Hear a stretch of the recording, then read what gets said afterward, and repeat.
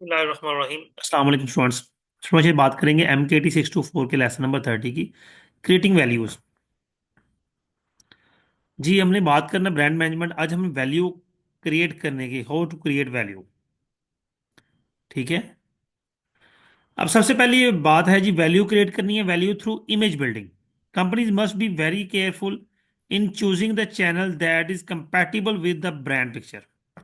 They must pick up retailers and dealers that are compatible with the associations and brand evoke and persona the management wants build. Companies जो हैं वो carefully इस चीज़ को choose करती हैं कि कौन सा चैनल उन्होंने यूज करना है अपने इमेज बिल्डिंग के लिए, यानी कि अपने आप को बेहतर बनाने के लिए. Expensive luggage, expensive perfumes, race and mountain bikes, expensive watches, top of the line consumer items like olive oil and other FMCGs that are extended by selective ingredients are to be sold through stores that have image compatible with the persona. देखिए कितनी शानदार उसने एक मिसाल दी है कि आप कोई एक्सपेंसिव परफ्यूम सेल कर रहे हैं, कोई olive oil, specialize olive oil sale कर रहे हैं, कोई एक्सपेंसिव वॉच है। ठीक है, तो इसको आप जनरल प्लेस पर सेल करेंगे तो वो फिर आपकी इमेज को बिल्ड नहीं करेगा। अब देखें, जो ये जो है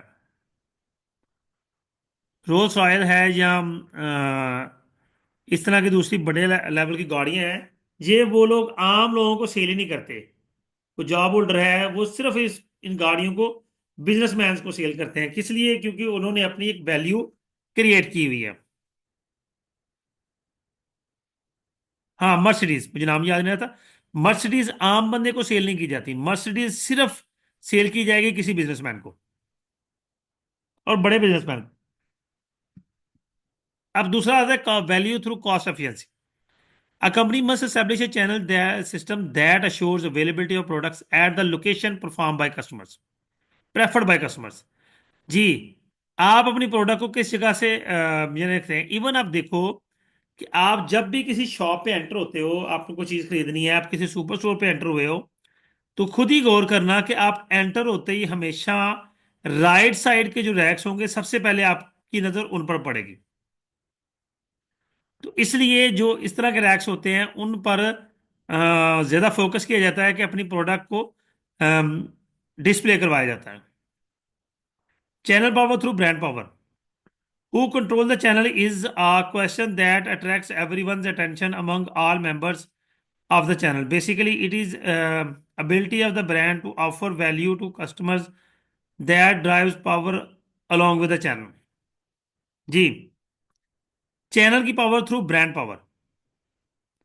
आप कौन सा चैनल यूज करते हैं, ये इस चीज में मैटर करता है कि आपके ब्रांड की वैल्यू क्या है, आपके ब्रांड की स्टेटस क्या है, ब्रांड का।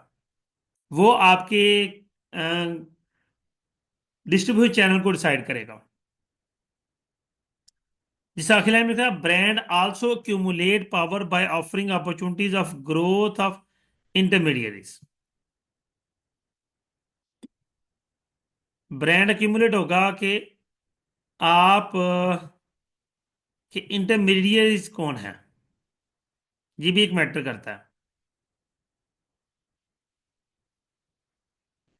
Members relationship with brand. All members of channel have a certain relationship with the brand. Each one of them assumes ownership of the brand that dictates warehousing, selling, recovering, investment.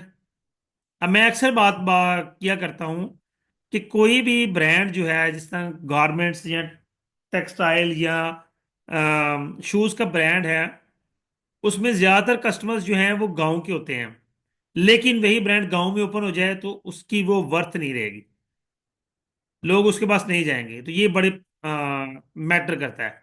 अब देखो, यहाँ पे power की बात है, power को define कर रहा है social scientist, define power as the ability to have others do something that otherwise would not be done. आप जो काम दूसरे नहीं कर पा रहे, आप अगर वो करते हैं तो वो आपकी पावर है. ठीक है, और यही ब्रांड्स में आता है कि कौन सा ब्रांड किस हद तक अपने आप को पावरफुल साबित करता है. सोर्सेज ऑफ पावर, रिवार्ड्स के थ्रू, कॉशन के थ्रू, जबरदस्ती यानी कि कोई पावर हासिल करना. Legitimate power, it is based on the belief that one party is entitled to ask for certain behavior owing to its reputation, position and role of the market. Legitimate part of power basically होता है कि आप market में अपने आप को किस तरह से प्रेजेंट कर रहे हैं या कितना मार्केट को होल्ड कर रहे हैं। फिर एक्सपर्ट पावर आ गया, ये तो अंडरस्टूड बात है कि आप कोई भी कितना एक्सपर्ट है। अ मैन्युफैक्चरर सेल्स फोर्स में impart vital information to distributor retailers on merchandising. अगर मैन्युफैक्चरर है, कुछ चीज़ प्रोड्यूस कर रहा है, तो उसके पास एक्सपर्ट पावर है। वो डिस्ट्रीब्यूटर को, रिटेलर को बताएगा कि मैंने जो चीज़ बनाई है, ये इसका क्या फ़ायदा होगा, कौन खरीदेगा, किस तरह से बेचनी है, ये सारी चीज़ें। नेक्स्ट आ जाएगा जी, पावर हो गया रिटेल पावर, ये तो चलेगा। Reduction of distributor power, two focuses, कुछ नहीं है। समरी ऑफ पावर, फारिग। नेक्स्ट चलते हैं जी, लेसन नंबर 31, को ब्रांडिंग। को ब्रांडिंग क्या है? If a brand is not strong enough on its own to exert control on the channel, it joins hand with another brand that offers energy by operating within the same market space. आपका brand strong नहीं हो पा रहा, वो position हासिल नहीं कर पाया मार्केट में, वो वैल्यू नहीं बना पाया, तो अल्टीमेटली आपको क्या, आप क्या करें, आप किसी दूसरे ब्रांड के साथ कोलैबोरेट हो जाएं जो कि ऑलरेडी उस चीज की वर्थ रखता है।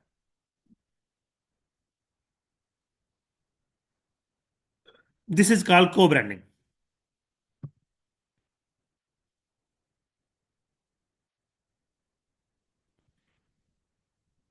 जी नेक्स्ट आ गया bundling. Two brands join hands to create one brand by using the strong expression of both, thereby capitalizing on the strength of both।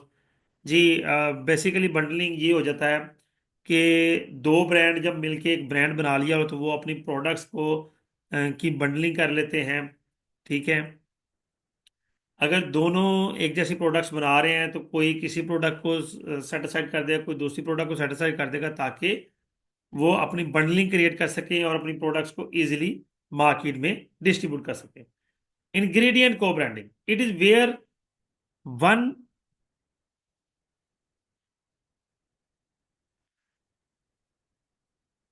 ingredient co-branding, it is where one become the ingredient of another। जी, Dell है, HP है, इन सब की branding Intel के through हो रही है जी। Intel inside is a classic example of this concept mention in more text book than one. The objective is to draw. अब देखें को ब्रांडिंग के जो इंग्रेडिएंट का हिसाब है कि डेल की को ब्रांडिंग इंटेल के साथ हो गई, कि इंटेल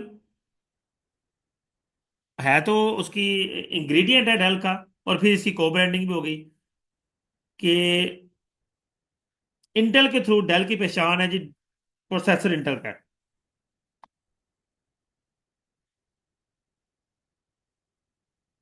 अब देखिए ब्रांड पोजीशन की बात हो रही है, तो इंटेल की बात आई है, तो मैं इंटेल की आपको बड़ी मिसाल जबरदस्त दूंगा कि 1999 2000 में इंटेल ने जो अपना प्रोसेसर लॉन्च किया, अब उसमें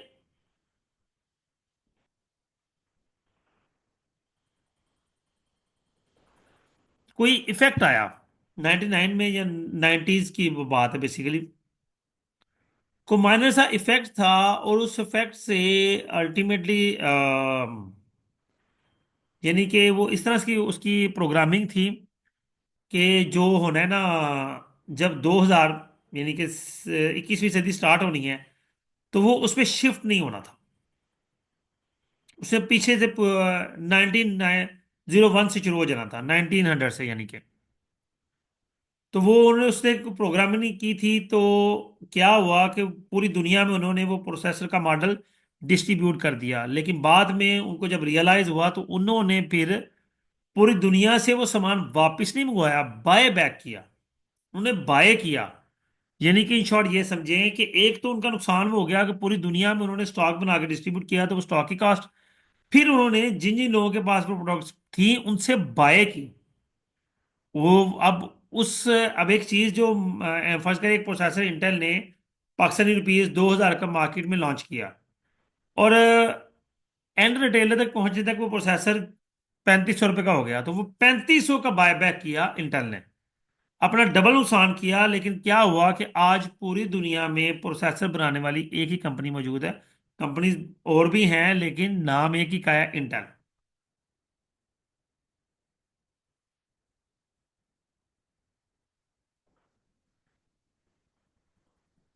जी, the importance of marketing communication can be over emphasise, can not be, यानी कि आप उसको कम्युनिकेशन को सेटिस्फाइड नहीं कर सकते, ये बहुत ज़्यादा इंपॉर्टेंट है। Without an effective communication programme a marketing strategy does not stand good and chance of success. एक इफेक्टिव प्रोग्राम के बगैर जो है ये स्टैंड नहीं कर सकता, गुड चांस ऑफ सक्सेस, एक अच्छा चांस हो सक्सेस का। ठीक है, यानी कि इन शॉर्ट ये है कि कम्युनिकेशन जो है ये बहुत ज़रूरी है किसी भी चीज़ की बेहतरी के लिए।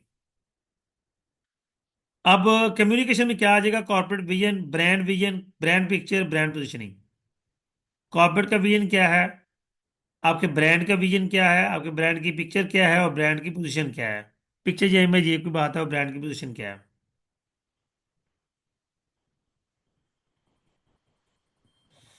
जी, नेक्स्ट बात करेंगे एडवर्टाइजिंग एंड प्रमोशन की। Advertising is an all paid for persuasive communication in the main media of television, press, cinema, radio. ये जी एडवर्टाइजिंग का एक मीडिया है कि आप कम्युनिकेशन थ्रू एडवर्टाइजमेंट करते हैं। प्रमोशन क्या है? Covers activity design to increase sales by offering and inducement such as extra product, free gift, sampling. ये आपकी प्रमोशनल एक्टिविटी है कि आप किस तरह से अपनी प्रोडक्ट को प्रमोट करते हैं। ऑब्जेक्टिव ऑफ कम्युनिकेशन, तीन ऑब्जेक्टिव्स हैं, शॉर्ट क्वेश्चन में पूछे जाते हैं अक्सर। Build awareness to a level that target customers do understand the important information about the brand. Reinforce the message, सबसे पहले अवेयरनेस बिल्ड करना, मैसेज को री इन्फोर्स करना to sustain a desired level of attention with respect to image की benefits and name recognition. Make sure that brand picture does not get distorted. ठीक है, कि brand की जो पिक्चर, जो इमेज क्रिएट हुआ है वो डिस्टॉर्ट ना हो, डिस्टर्ब ना हो। स्टिमुलेट एक्शन, और अपने एक्शन को स्टिमुलेट करना, यानी कि बेहतर से बेहतर बनाने की कोशिश करना।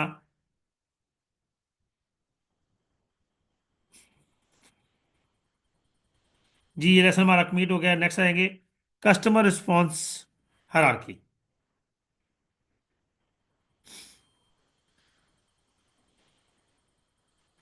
Awareness and comprehension, basic denominators.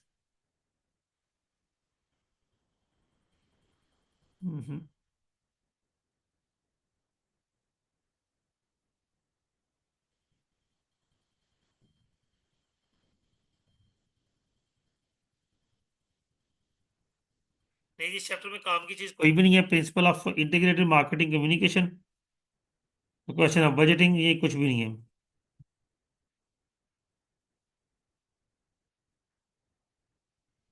Ji, lesson number 33 advertising आएगा इंशाल्लाह, इसको हम नेक्स्ट क्लास में देखेंगे। जी स्टूडेंट्स, आज हम लेसन नंबर 32 तक कंप्लीट किया। उम्मीद करता हूँ ये लेक्चर आपके लिए अंडरस्टैंडिंग होगा। वीडियो को लाइक करना, कमेंट करना, शेयर करना हरगिज़ ना भूलिएगा। अपना ख्याल रखिएगा। अल्लाह हाफिज़।